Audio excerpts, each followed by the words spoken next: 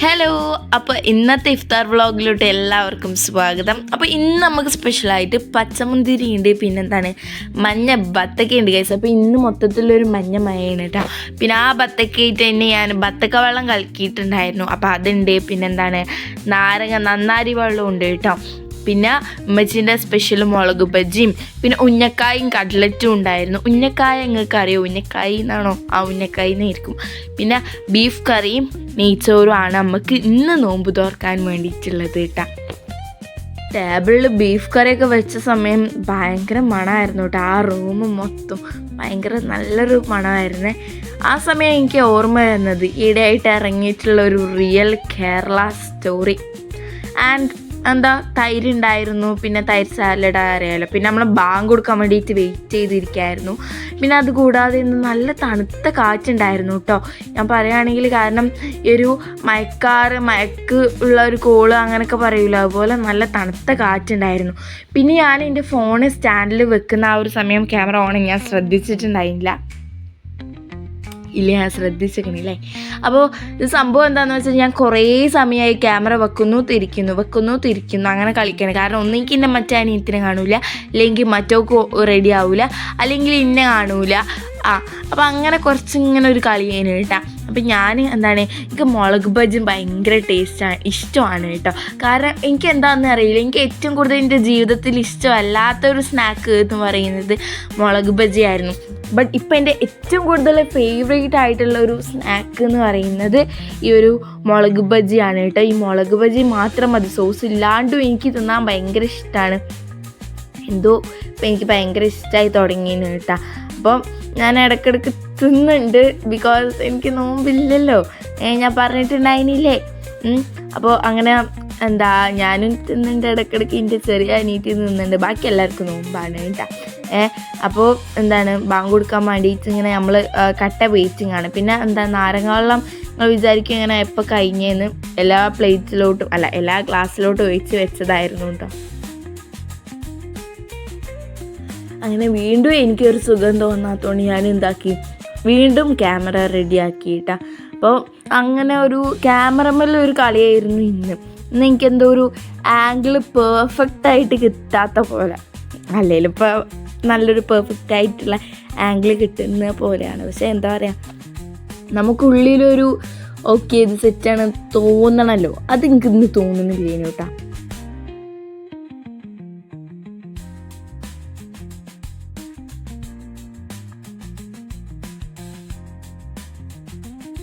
ഇന്ന് ഞങ്ങൾ ബാങ്ക് കൊടുക്കുന്നതിനെ കുറച്ച് എന്താ പറയുക, ഒരു 5 മിനിറ്റ് മുമ്പ് തന്നെ ഞങ്ങൾ കയറിയിരുന്നതെന്ന് കേട്ടാ. എന്താ അറിയില്ല, സാധാരണ ഭയങ്കര ആ ഒരു ബാങ്ക് കൊടുക്കാൻ നേരം എൻ്റെ ദൈവമേ പാത്രം എടുക്കലും അങ്ങോട്ടാക്കലും ഇങ്ങോട്ടാക്കലും പലയിന്ന് ബാക്കിയേക്കലും അങ്ങനെ ഒരുപാട് യുദ്ധക്കളമായിരിക്കും കേട്ടോ. പക്ഷെ ഇന്നെന്തോ ഞങ്ങൾ വേഗം കയറിയിരുന്നു. പിന്നെ ആ മല്ലിപ്പൊടുത്തൊക്കെ ടേബിൾ നിന്നായിരുന്നു കേട്ടോ.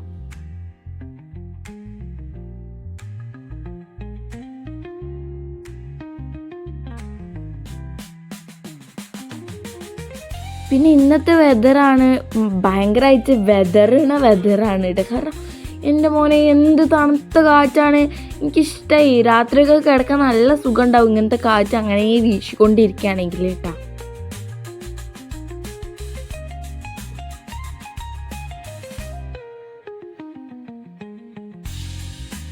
അങ്ങനെ ഞങ്ങൾ കുറേ സമയം വെയിറ്റ് ചെയ്ത് കാരണം ടേബിളിൻ്റെ മുമ്പിൽ ഇത്രയും സമയം ഞങ്ങൾ വെയിറ്റ് ചെയ്യുന്നത് കുറേ ആയിട്ടോ ഇങ്ങനെയൊക്കെ വെയിറ്റ് ചെയ്യുന്നത്. പിന്നെ അങ്ങോട്ട് ബാങ്ക് കൊടുത്തപ്പോൾ തന്നെ ഞാൻ നേരെ ബത്തക്കയാണ് കേട്ടോ തിന്നത്. കാരണം ഈ ഒരു യെല്ലോയിഷ് ആയിട്ടുള്ള ബത്തക്ക ഞാൻ കുറേ തിന്നണം. പക്ഷെ അത് എനിക്ക് തോന്നുന്നു പണ്ട് ഒരുപാട് കാലം മുമ്പ് എൻ്റെ ഒരു യങ് ഏജിലാണ് ഞാൻ തിന്നത്. ഞാനിപ്പോഴും യങ്ങാണ്, പക്ഷെ എന്നാലും നമുക്ക് പറയാലോ. അപ്പോൾ എന്താ പറയുക, ബത്തക്കക്ക് ഭയങ്കര സ്വീറ്റ്നെസ് ആയിരുന്നു. എനിക്ക് ഭയങ്കരമായിട്ട് ഇഷ്ടപ്പെട്ടു ആ ഒരു സ്വീറ്റ്നെസ്. ആ ഒരു എന്താ പറയുക, ഭയങ്കര നമുക്ക് ബത്തക്ക വെള്ളത്തിൽ ഞാൻ പഞ്ചസാര ഇട്ടിട്ടുണ്ടായില്ല. കാരണം ബത്തക്കയ്ക്കേ ഭയങ്കരമായിട്ടുള്ള സ്വീറ്റായിട്ടുണ്ടായിരുന്നു. അപ്പോൾ പിന്നെ പഞ്ചസാര ഇട്ട് അത് ഓവറാക്കി ചളവാക്കി കുളവാക്കണ്ടല്ലോ വിചാരിച്ചിട്ട് ഞാൻ ഇട്ടിട്ടുണ്ടായിരുന്നില്ല കേട്ടോ. ആൻഡ് എനിക്ക് ഭയങ്കര ഇഷ്ടമായി ഈ ഒരു യെല്ലോ ബത്തക്ക, ഭയങ്കര ടേസ്റ്റ് ഉണ്ടായിരുന്നു. പിന്നെ നാരങ്ങ വെള്ളം എൻ്റെ അനിയത്തി ഉണ്ടാക്കിയതാണ് കേട്ടോ. നാരങ്ങ വെള്ളം നന്നായി ഓക്കെ ഓക്കെ ആ ഒരു സംഭവം. പിന്നെ ഞാൻ എടുത്തത് മുളക് ബജി. ഞാൻ പറഞ്ഞല്ലോ എനിക്ക് ഏറ്റവും കൂടുതൽ ഇഷ്ടപ്പെട്ട സാധനമാണ് മുളക് ബജി. പിന്നെ അതിൻ്റെ ഇടയിൽ ഞാനും എൻ്റെ അനിയത്തിയും തമ്മിൽ ഡീലുണ്ടാക്കി. ഓള കട്ട്ലേറ്റ് ഓളുണ്ടാക്കി, അല്ല എൻ്റെ കട്ട്ലേറ്റ് ഞാൻ ഓക്ക് കൊടുത്തിട്ട് ഓള മുളക് ബജി എനിക്ക് തന്നു. അപ്പോൾ അതൊക്കെ നമുക്ക് എന്താ പറയുക, എനിക്ക് അത്രക്കും ഇഷ്ടമാണ് കേട്ടോ മുളക് ബജി എന്ന് പറയുന്ന സാധനം. പിന്നെ അതുകൂടാതെ എൻ്റെ അനിയത്തിക്ക് കട്ട്ലറ്റ് ആണെങ്കിലോ ഭയങ്കര ഇഷ്ടമാണ്.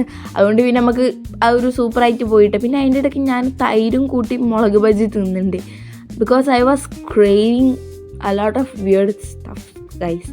അത് അങ്ങനത്തെ ഒരു കഥ. പിന്നെ ഇന്ന് പിന്നെ നമുക്ക് നെയ്ച്ചോറും ചിക്കൻ കറി ആണല്ലോ, അല്ല നെയ്ച്ചോറും ബീഫ് കറി ആണല്ലോ ഉള്ളത്. അപ്പം നമ്മൾ എന്താണ് വേഗം തിന്നിട്ട് നെയ്ച്ചോറ് പ്ലേറ്റൊക്കെ മുമ്പിൽ വെച്ചെന്ന്, അതുകൊണ്ടാണ് നെയ്ച്ചോറും ചിക്കൻ കറി തന്നെയായിരുന്നു, ബീഫ് കറി തന്നെയായിരുന്നു ഞാൻ എന്ത് ചെയ്തത് ഫസ്റ്റ്. സാധാരണ നമ്മൾ നിസ്കാരമൊക്കെ കഴിഞ്ഞിട്ടാണ് തിന്നത്. അപ്പോൾ ഇന്ന് നമ്മൾ മെയിനായിട്ട് അത് തിന്നിട്ടുണ്ടായിരുന്നു കേട്ടോ. അപ്പോൾ എനിക്ക് ഭയങ്കര ഇഷ്ടപ്പെട്ടു ബീഫ് കറിയൊക്കെ, നല്ല ടേസ്റ്റ്.